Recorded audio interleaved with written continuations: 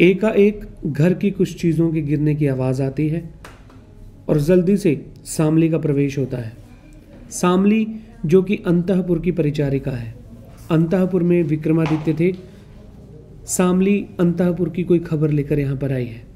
सामली चीख कर बोलती है, धाइमा धाइमा। पन्ना, कौन? सामली? धाइमा, कुंवर कहाँ है? कुंवर जी कहाँ हैं? पन्ना, क्यों, कुंवर जी को क्या हुआ?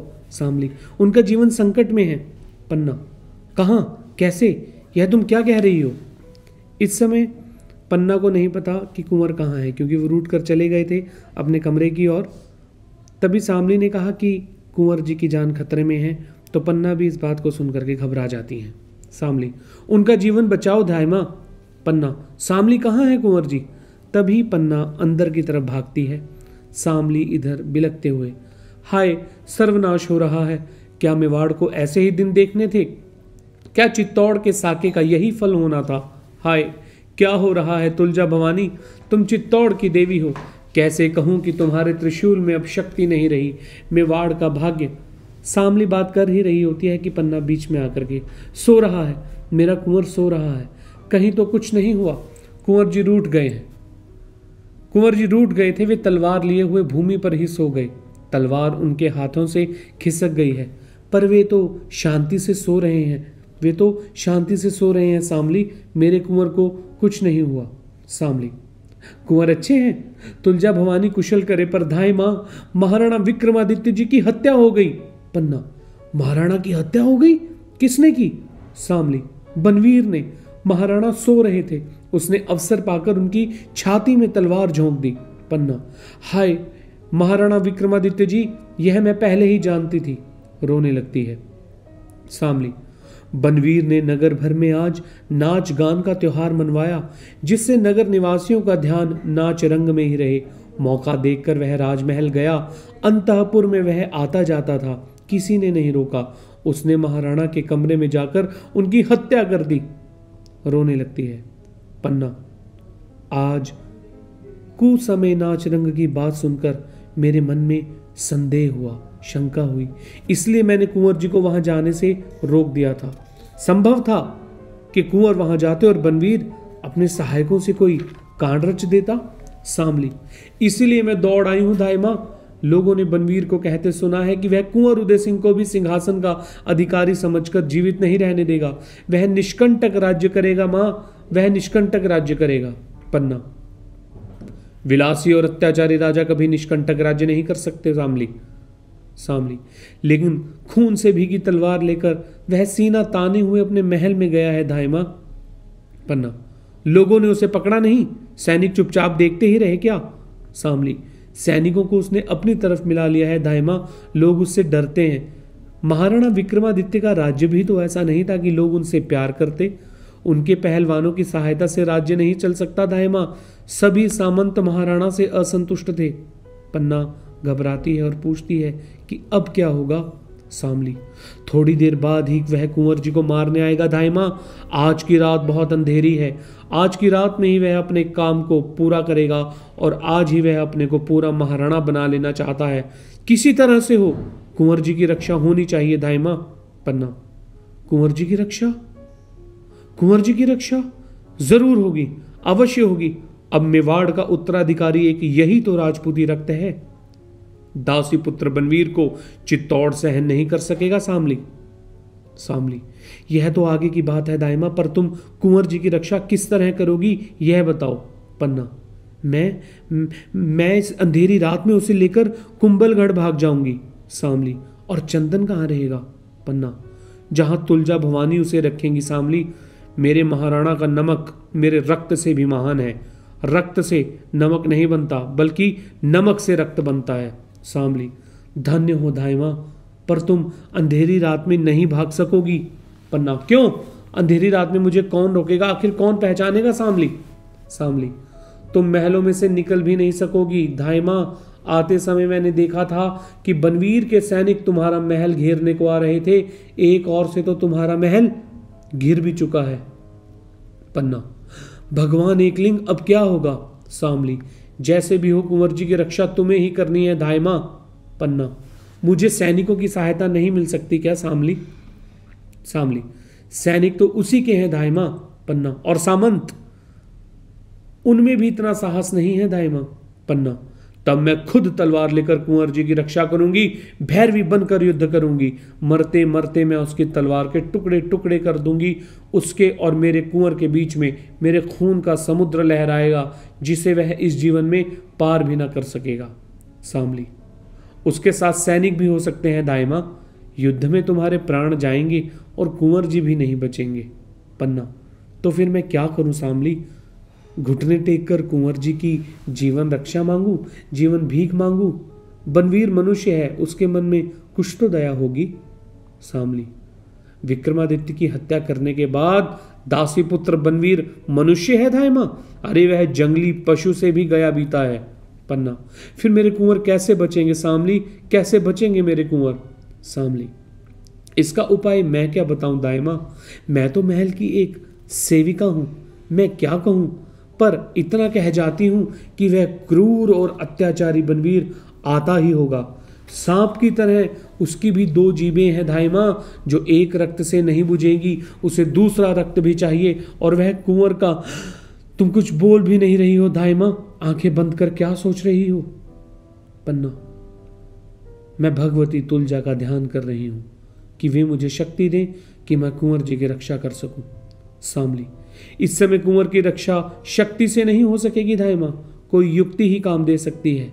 तभी आवाज आती है, कौन आ रहा है? पन्ना, जोर से, दरवाजे पर कौन है? इतने में कीरत बारी का प्रवेश होता है। आज दीपदान के त्योहार के उत्सव में 300 सामंतों का भोजन बना था। सभी को भोजन दिया गया और भोजन करने वाली जूठी पत्तलें उठाने का काम कीरत बारी करता है।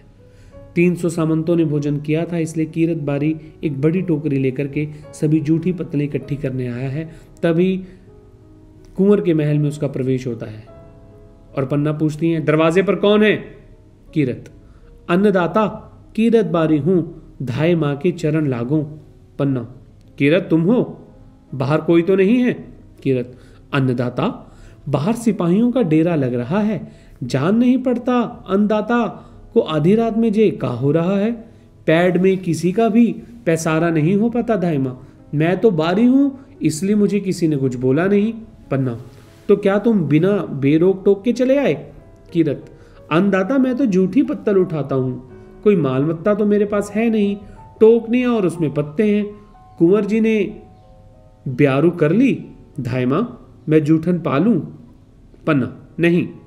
कीरत, कुंवर जी जुग जुग जिए धायमा, जब से कुंवर जी बूंदी से आए हैं तब से पूरे महल में उजियारा फैल गया है। राणा विक्रमाजीत जब हरभजन करेंगे तो धायमा अपना चोर छतर कुंवर जी को ही तो सौंपेंगे, और जब कुंवर जी राणा होंगे तो सगर जहान उनको बंदगी करने आएगा। सच जानो धायमा, कुंवर जी के स्वरूप दर्शन दाखिल हैं, मैं तो उनके लिए अपनी जान तक हाजिर कर सकता हूं। ठहर कर धायमा, धायमा क्या कुछ सोच रही हैं? पन्ना चौंक कर, हाँ मैं सोच रही थी। सामली, तुम जरा बाहर जाकर देखो कि सिपाही कहाँ कहाँ खड़े हैं और कितने सिपाही हैं। सामली, बहुत अच्छा धायमा, मैं जाती हूँ। सिपाहियों की गिनती करने के लिए सामली वहां से चली जाती है। पन्ना, तो कीरत, तुम कुंवर जी को बहुत प्यार करते हो? अन्नदाता, प्यार कहने में जबान पर कैसे आए, वो तो दिल की बात है, मौके पे ही देखा जाता है। और कहने को तो मैं कह ही चुका हूं कि उनके लिए मैं अपनी जान तक हाजिर कर सकता हूं। पन्ना, जान तक हाजिर कर सकते हो? कीरत, ऐसी बातों में तीन तिरबासा नहीं हराते धायमा, मौके पे ही देखा जाता है। पन्ना, तो वह मौका आ गया है कीरत। कीरत, मौका? कैसा मौका? पन्ना, कुंवर जी को बचाने का। कीरत, कौन के सिर पे भैरू बाबा की आंख चढ़ी है जो कुंवर जी का बाल भी बाका कर सके और कीरत के रहते? धायमा, मजाक तो नहीं कर रही? अन्नदाता। पन्ना, नहीं कीरत, हंसी का समय नहीं है, सच में कुंवर जी के प्राण संकट में है। कीरत, कौन है धायमा जिसने सूरज पर धूल उछारी है? पन्ना, बनवीर। बनवीर? अरे वो बनवीर जो महाराणा विक्रमादित्य के दरबार में बंदर की तरह नाचता है। पन्ना, बहुत बातों का समय नहीं है कीरत, बोलो कुंवर जी को बचाओगे? कीरत, मैं तलवार ले आऊं धायमा? पन्ना, तलवार लाने का समय नहीं है कीरत। इस समय लड़ने से नहीं बल्कि तरकीब से काम करना होगा। कीरत, हुक्म दीजिए अन्नदाता। पन्ना, भवानी तुलजा ने मेरे मन में सब उपाय सुझा दिए हैं। कीरत, हाँ, आप ध्यान तो कर रही थी आंखें बंद करके, तो भवानी ने कौन सा हुक्म किया? पन्ना, तुम उसे मानोगे? कीरत, अन्नदाता, सिर चढ़ के मानूंगा। पन्ना, अच्छा तो सुनो, तुम बारी हो, तुम्हें बाहर जाने से कोई नहीं रोकेगा। तुम तो टोकरी में झूठी पत्तल उठा के जाते ही हो। कीरत, ठीक कहती हैं अन्नदाता, आते वक्त भी किसी ने नहीं रोका। पन्ना, तो तुम कुंवर जी की टोकरी में लिटाकर उन पर गीली पत्तलें डालकर महल से बाहर निकल जाओ। कीरत, वाह, अन्नदाता ने खूब सोचा। मैं ऐसे निकल जाऊंगा कि सिपाही लोग मुंह देखते ही रह जाएंगे। तो कुंवर जी कहाँ हैं? पन्ना, सो रहे हैं, आज जमीन पर ही सो गए। उन्हें धीरे से उठाकर अपनी टोकरी में सुला लेना, वे जागने ना पाए। कीरत, अन्नदाता, उनको पता भी नहीं चलेगा कि कहां से कहां सो रहे हैं। पन्ना, गहरी सांस लेकर, चित्तौड़ का राजकुमार पत्तल ओढ़ के सोएगा, कौन जानता था। कीरत, यह सब भाग्य की बात है अन्नदाता, आज पत्तल ओढ़ के सोए हैं, कल साल दुशाला ओढ़ेंगे। पन्ना, तो तुम जाओ, जल्दी करो। कीरत, बहुत अच्छा अन्नदाता, कुंवर जी कहाँ हैं? पन्ना, मेरे कमरे में नीचे ही सो गए हैं, तुम उन्हें उठा के ले जा तो सकोगे? कीरत, अन्नदाता, अगर हुक्म दे तो बनवीर तक को सिर पे उठा करके ले जा सकता हूं। पन्ना, ठीक है, तुम्हारी टोकरी तो काफी बड़ी है। कीरत, अन्नदाता, आपके यश ने ही तो मेरी टोकरी बड़ी कर दी है। सारे राजमहल की पत्तलें छोटी टोकरी में कैसे आ सकती हैं? और अन्नदाता, आज तो बनवीर के साथ बहुत से सामंतों ने खाना खाया है, मैंने भी सोचा आज बड़ी टोकरी ले चलूं, इसलिए बड़ी टोकरी ले आया। पन्ना, तो चलो मैं तुम्हारी मदद कर दूं। कीरत, अन्नदाता, आप तकलीफ ना उठाए, मैं सब कर लूंगा।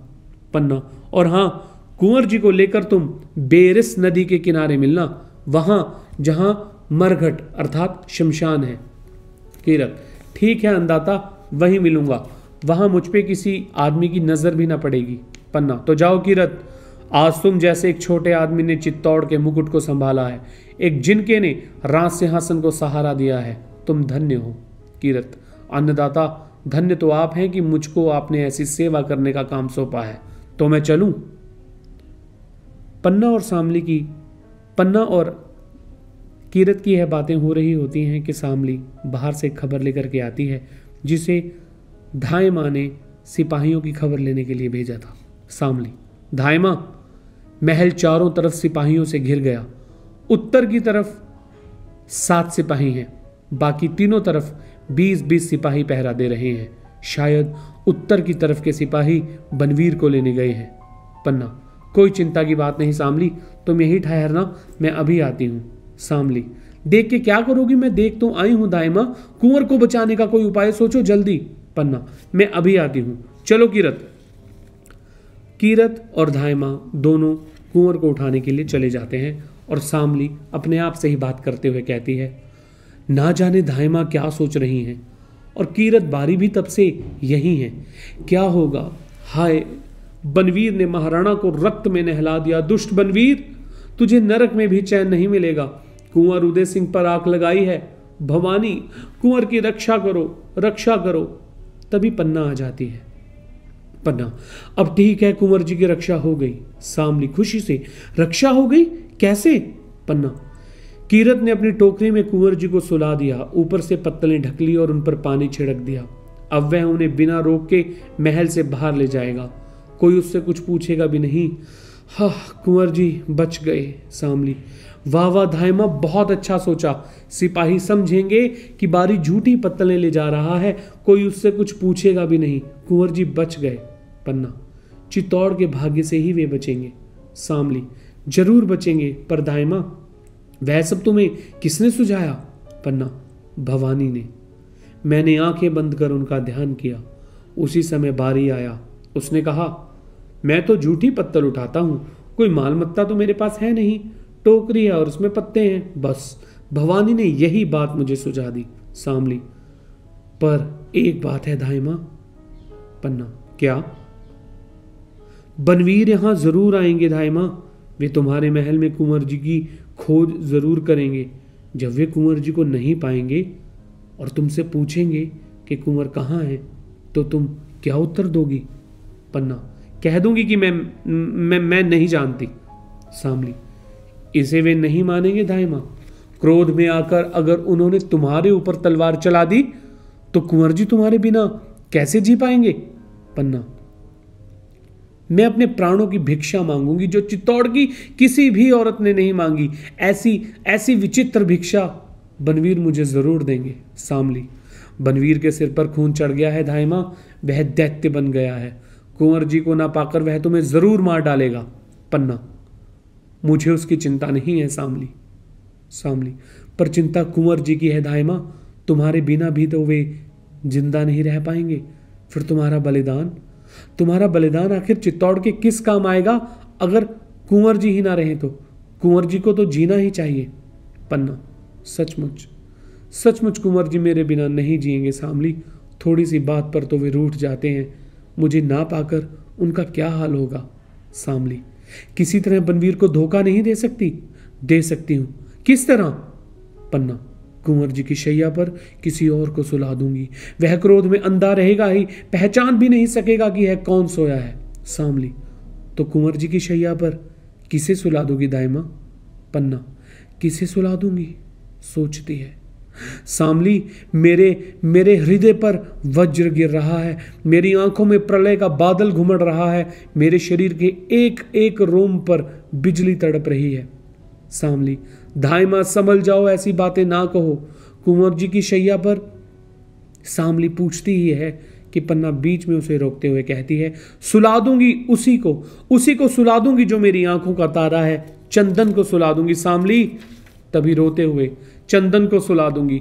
उस नन्हे से लाल को, हत्यारे को तलवार के नीचे रख दूंगी और कह दूंगी कि इसके नन्हे से कलेजे पर हल्की सी चोट करना, बेचारा अभी बालक है, भीषण प्रहार से मेरा लाल चौंक उठेगा। ऐसी बात सुनकर शामली डर जाती है, कहती है, धाइमा ऐसा मत कहो, ऐसा मैं सुन भी ना सकूंगी। महल के किसी कोने में छिपी रहूंगी। हाय, तुम क्या कह रही हो? धाइमा, ऐसा मत करना, मैं जाती हूं, ऐसा मैं सुन भी नहीं सकूंगी। इतना कहते कहते शामली वहां से चली जाती है। पन्ना, चली गई? कहती है, ऐसा मैं सुन भी नहीं सकूंगी। जो मुझे करना है वह शामली सुन भी ना सकेगी। भवानी, तुमने मेरे हृदय को कैसा बना दिया। मुझे ताकत दो कि मैं राजवंश की रक्षा में अपना रक्त दे सकूं, अपने लाल को दे सकूं। यही राजपूतनी का व्रत है, यही राजपूतनी की मर्यादा है और यही राजपूतनी का धर्म है। मेरा हृदय वज्र बना दो, माता के हृदय के स्थान पर पत्थर रख दो तुलजा, जिससे ममता का स्रोत बंद हो जाए। भवानी, मैं चित्तौड़ की सच्ची नारी बनूं, खींची राजपूतनी अपने रक्त से मंगल तिलक करे। इतना सारा कुछ पन्ना सोच रही होती है कि नेपथ्य में से चंदन की आवाज आती है। चंदन, मां,